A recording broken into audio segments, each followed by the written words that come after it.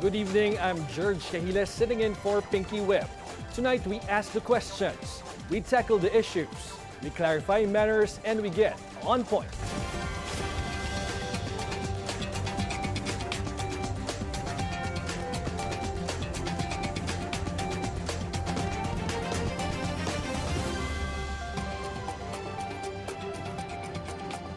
Can Congress members investigate their peers? Questions arise as lawmakers probe the flood control scandal and alleged budget insertions. On Tuesday, tensions erupted after Caloocan 2nd District Representative Edgar Erice raised a motion to invite Congressman Zaldi Co to the hearing. Co, who is being tagged in the issues, is currently in the U.S. Let's get on point with Congressman Edgar Erice, who joins us via Zoom. Good evening po, sir. Hi, good evening, George. At good evening sa lahat ng listeners. Alright, simulan na po natin. Congressman, do you believe that the lower house can independently investigate this flood control fiasco? Well, the proof of the pudding is in the eating. So, let us see. Basta kami sa minority, we're trying to put credibility to the investigation by, sabi nga, by way of nung una kasi, ang position namin talaga is that we should leave to the President yung sa commission na gusto niya itatag para mag-imbestiga. Pero ang decision ng majority ay magkaroon ng infra-home. So, yun yung kinakailangan din namin mag-participate to provide check and balance. Gusto ko nga pong balikan yan. Your stance really that the Congress should not investigate this flood control mess. Bakit po ganon yung inyong paunang paninindigan tungkol dito? Ang position namin is kami sa Liberal Party. Usap kami na Congresswoman Laila de Lima at iba namin kasama na at siya ay nag-privilege speech tungkol dito na we should not investigate ourselves. Yun yung position namin. Kasi nga po, hindi kakayanin or mahirap maging mas independent kapag iniimbestigahan natin yung sarili natin. Yes, there will always be a doubt from the public. Napaka-mahirap talaga. Okay, mahirap patunayan na hindi we will be able to investigate our peers. Well, since gumugulong na po itong investigasyon sa Kamara, baka ang tanong na lang is how can lawmakers keep a neutral or objective stance pagdating dito? Lalo pa ngayon at nababanggit na nga po ang ilan sa inyong mga kasamahan sa usaping flood control scam. Kaya nga ang motion at naaprubahan naman ng committee, before we start again with the investigation, we'll have to submit a parang full disclosure of our involvement in contracts, government contracts. Kaya yan yung isa sa mga yan ay sinulong ni Congressman Chelcio at naaprubahan naman. Pangalawa, ako naman ay dahil sa pagtatanong ko kay Secretary Bonoan at sinabi niya na wala silang kinalaman pagkatapos ng second reading dun sa small committee at sa Senate Congressional BICAM na budget ay hindi na nila alam kung ano nangyari at wala silang kinalaman sa mahigit 100 bilyong insertions. At karamihan po ng mga flood control projects na ito, hindi lang noong 2025, 2024 at maging 2023, ay talagang mga flood control projects. So, kaya nga sabi ko, we'll have, at sila lang nakakaalam, yung Committee on Appropriations headed by Congressman Saldico at Senate Finance Committee headed by Senator Grace Mo. Kaya sabi ko, dapat siguro maimbitahan sila pareho para may paliwanag nila kung sino yung mga proponents nitong mga proyekto na ito at saan sila kumuha ng mga program of work at paano prinoseso ng mga staff nila sa committee. At dyan na po nagsimula yung medyo kaguluhan during that hearing. dahil maraming umalma sa inyong motion. Ah, Nag-object po si Congressman Abante mhm. at nagkaroon po ng suspension at pinag-usapan nila kung ano po pwede para matuloy lang dahil nandun na yung mga contractors, i-defer ko muna yung motion ko. Bakit po kayo pumayag na i-defer yung motion ninyo? Unang-una, gusto ko na rin at makapagsalita yung mga contractors, nandun na rin sila, baka hindi na makamit. Pangalawa, gusto kong patunayan sa kanila na yung mga insertions na yun, dun maraming nanggaling na flood control projects na questionable. So, for the next hearing, I'm preparing the list of all these flood control projects na questionable. Kasi sinasabi nila, germane daw dun sa, yung aking motion, germane dun sa topic because the topic is about, the investigations about flood control. Flood control projects, oo. Those flood control projects. At yung tinatanong ko raw ay tungkol sa issue ng 2025 budget. Oo, pero sinabi po ni Congressman Redon that Congressman Zaldico will be summoned if he's linked to the flood control anomaly but not on the 2025 budget insertions. So kailangan nga, parang meron doong caveat na kailangan maidikit nyo muna yung pangalan niya dito sa mga maanomalyang flood control projects bago natin siya ipatawag sa Kamara. Yun po ba ang gusto nyo mangyari? Hindi po, hindi ko naman ina-accuse si Congressman Saldico. Gusto ko po malaman, dahil sila yung proseso, malaman natin kung sino yung mga proponents. Kumbaga, yung punot dulo ng... Straight from the horse's mouth. They're the ones to prepare the BICAM report. They signed the BICAM report together with Senator Grace po, so they should know. Paano po yan ngayon na may sakit po itong si Congressman Zaldico at nagpapagaling daw sa US? Then we'll have to wait for him. But will you again file a motion in that effect po sa mga susunod na hearing na dapat talaga humarap siya? O ano ba ang pwedeng gawin ng komite? Deferred lang naman yung motion Okay. ko. I can raise it anytime. Alright. So, sa tingin niyo po ba, bakit ayaw ng mga kasamahan niyo na ipatawag itong si Congressman Zaldico? Kasi siguro na ang kanilang sinasabi, we cannot bind our own peer kasi kahit na hindi sila member, hindi natin maobliga yung member ng kasama natin mga kongresista. Ang sinasabi ko naman, it's the responsibility of Congressman Saldico to explain because hindi naman nakataya dito yung kanyang reputation lang. Nakataya dito yung reputation ng buong Kongreso. But do you think it's fair na ganon? It's fair. Kasi kung wala namang problema, bakit naman hindi magsasalita? Alright. So ngayon po, pag-usapan natin sir yung sumunod na motion, itong full disclosure among the members ng Infra Committee hearing. Pakilinaw lang po ito. Pag sinabing full disclosure, is this in a form of writing na kailangang isumite sa committee bago kayo makaupo doon sa mga susunod na pagdinig? Yes. Actually, wala ka namang government contracts, certify ka lang, authorized na talagang you are not involved. Construction. Ano po yung significance nun kung magkakaroon ng full disclosure?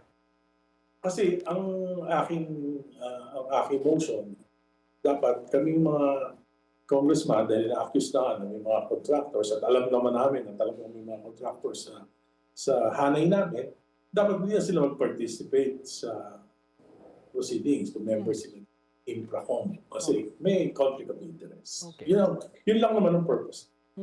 Ito pong si Congressman Abante, na-interview namin dito, and he said Mayor Magalong should name names. Dapat lumabas ang katotohanan.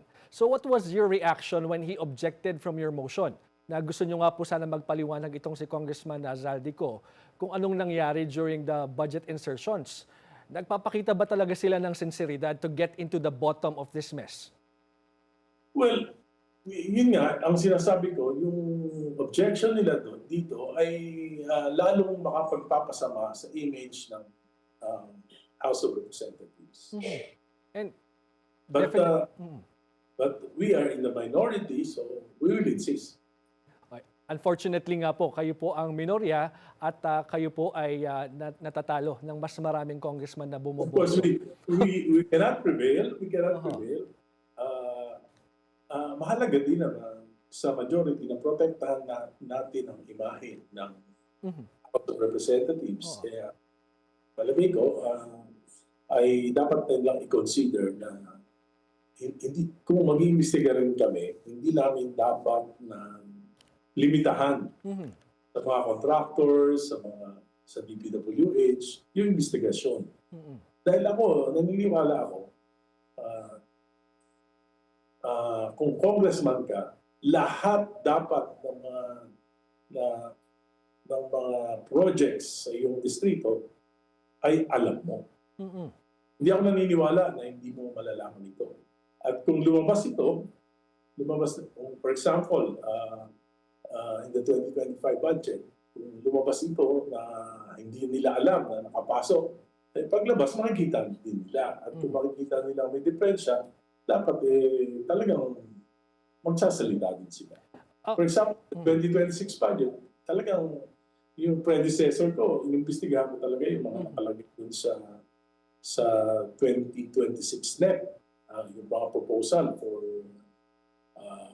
para sa NEP. At nakita mo maraming mali.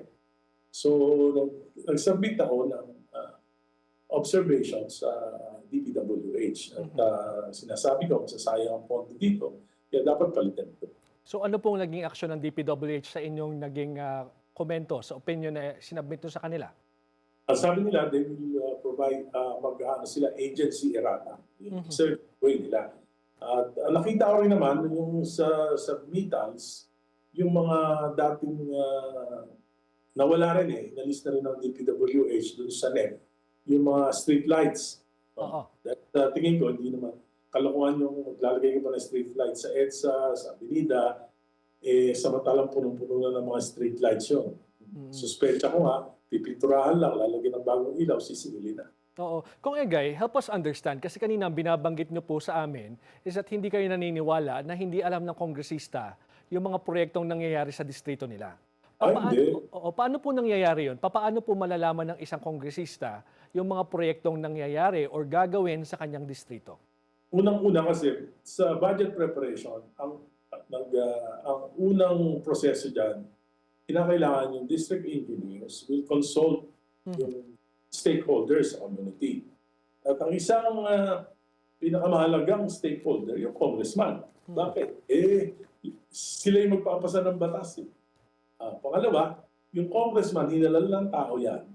At diyan nagre-reklamo kung may mga problema sa baha, sa infrastructure, diyan humihingi ng tulong yung mga mamamayan. Kaya dapat alam ng mga stakeholders, including local governments, yung kung ano man yung popondohan ng DPWH. Kaya ako, ang ginagawa ko, nagpa-participate ako sa process. Kung isa niya tumatawag pa ako ng pulong involving all agencies at local governments para mabigyan ng solusyon yung problema, tamang pagpaplano, at nang sa ganon, mapondohan yung tamang proyekto.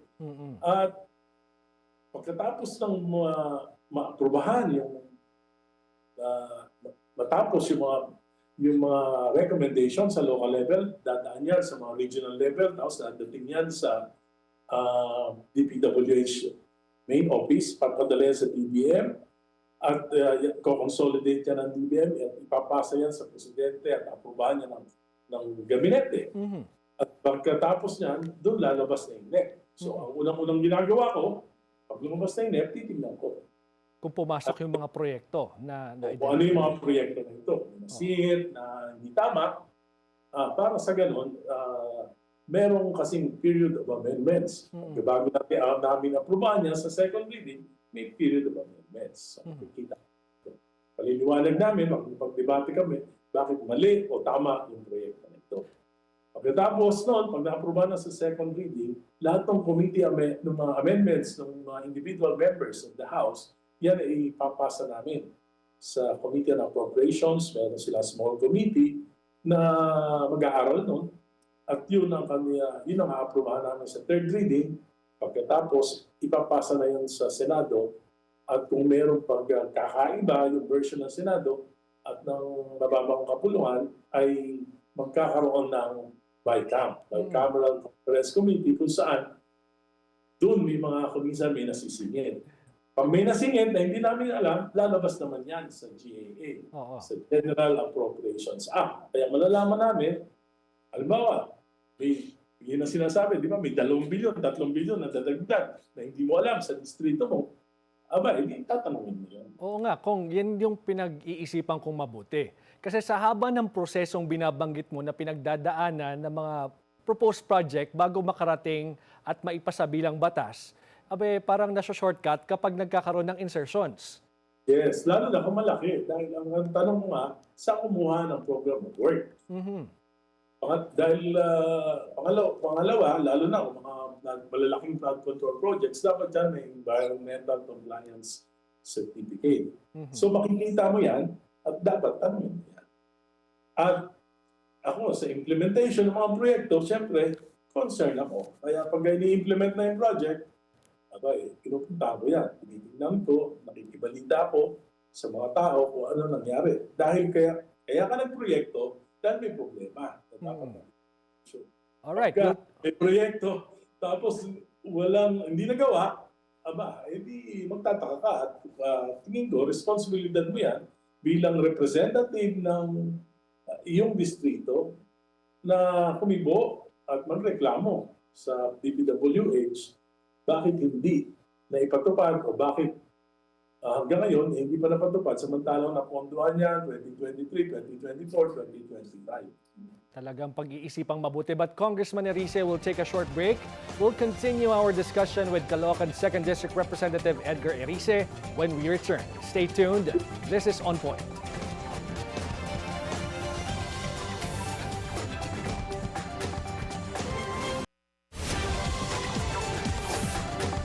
Welcome back. Still with us, Caloocan 2nd District Representative Edgar Erice. Sir, ito pong sa tinatakbo nitong hearing, sa tingin nyo ba may kredibilidad na nabubuo itong Kongreso? Ayokong prejudge kasi unang hearing lang. Saka nandun naman ako sa pangalawa, pangatlo at pangapat na hearing, i-raise ko lahat. Sa tingin ko ay dapat namin gawin. Okay, but I wanna know, ano bang agenda ng minority dito sa House Infra hearing? Ano ba yung gusto nyong ma-achieve?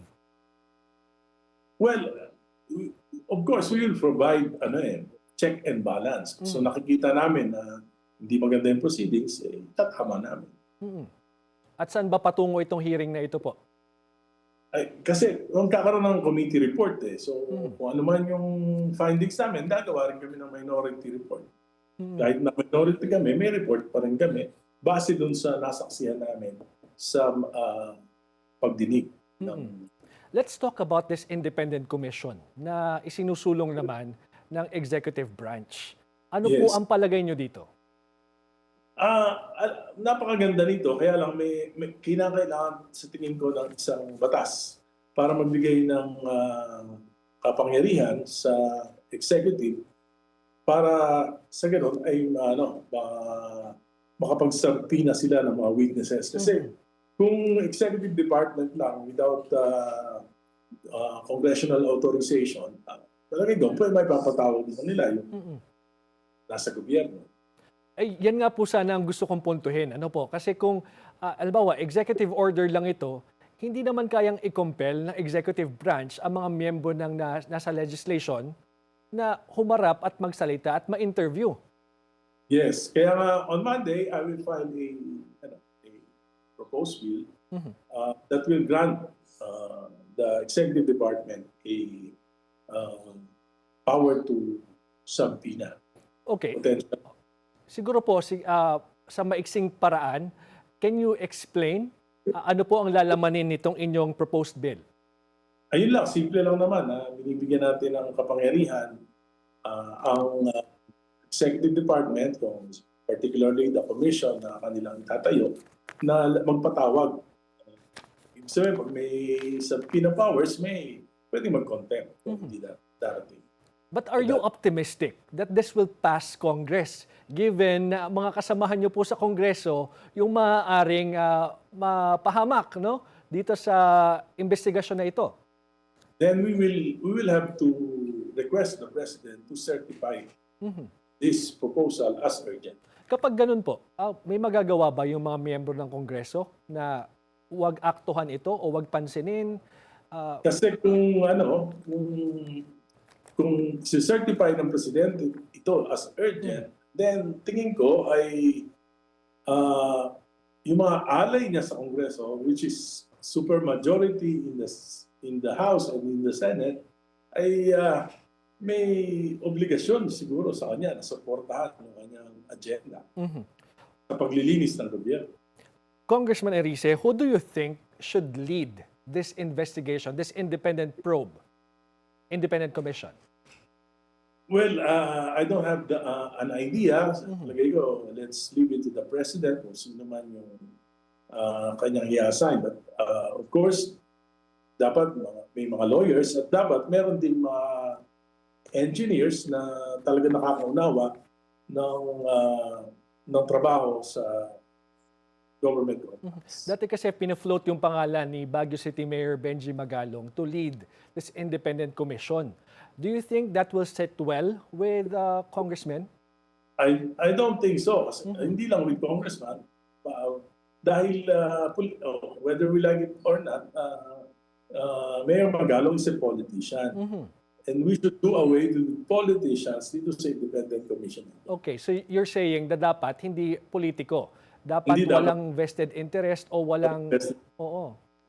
Yes. Alright, so sino kaya? O ano kayang klaseng tao itong pwede nating... Mayor Magalong, pwede maging witness, then nagbo-volunteer naman siya na maging witness. He can be a witness to the independent commission.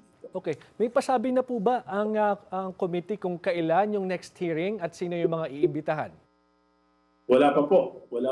At siguro dahil sa Monday pa, hindi natin bibilangin yung Saturday, Sunday, Monday pa yung deadline ng submission ng full disclosure. So maybe maybe on Monday or after Monday, pagkatapos namin mag-submit ng aming kanya-kanyang mga disclosures, ay Opo, siguro huling tanong ko na lang, no? Itong disclosures na ito, full disclosure document na ito, dapat lang ba ito sa uupo sa mga komite, sa committee hearing, o dapat lahat na ng congressman mag-sign na nitong affidavit for that matter?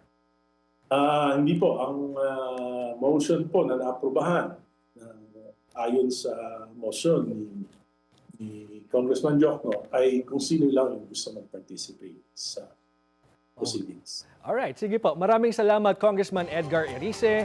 Thank you for your time. Salamat po. And that's On Point. Join us again on Monday at 7:30 p.m. here on BNC, the Billionaire News Channel. I'm George Cahiles sitting in for Pinky Webb. Thank you for watching.